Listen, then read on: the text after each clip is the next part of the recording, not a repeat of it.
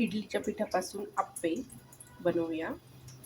या पिठामध्ये चवीनुसार मीठ टाकलंय मी, बारीक चिरलेला टोमॅटो, बारीक चिरलेला कांदा आणि थोडंसं किसलेलं गाजर, थोडी कोथिंबीर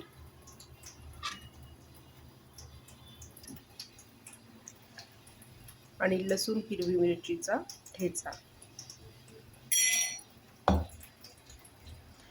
हे सर्व एकजीव करून घेऊ व्यवस्थित. इथे आप्पे पात्रामध्ये थोडंसं तेल टाकून घेतलंय मी आणि आता आपण तयार केलेलं हे बॅटर आहे ते त्याच्यामध्ये फिल करूया.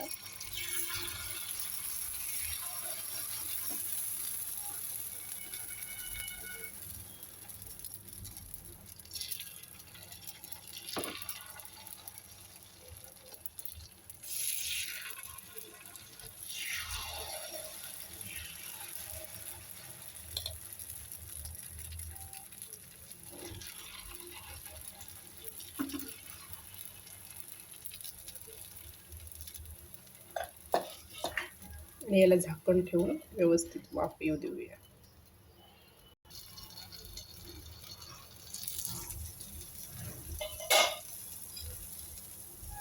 मस्त आप्पे शेकलेत आपले. आता हे पलटून घेऊ आणि दुसऱ्या बाजूने पण खमंग असे भाजून घेऊ.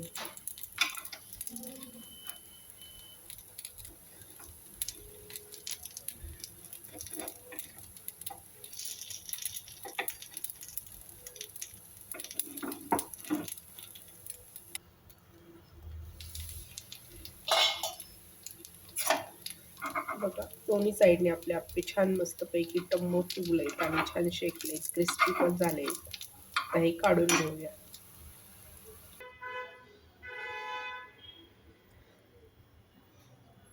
तयार आहे आपले छान मऊसूत असे स्पॉन्जी आप्पे. भाज्या टाकल्यामुळे हे खूपच पौष्टिक असे झाले. हे मी सॉस सोबत दिले. तुम्ही चटणी सोबत, दह्यासोबतही खाऊ शकतात. या सर्व नाश्ता करायला.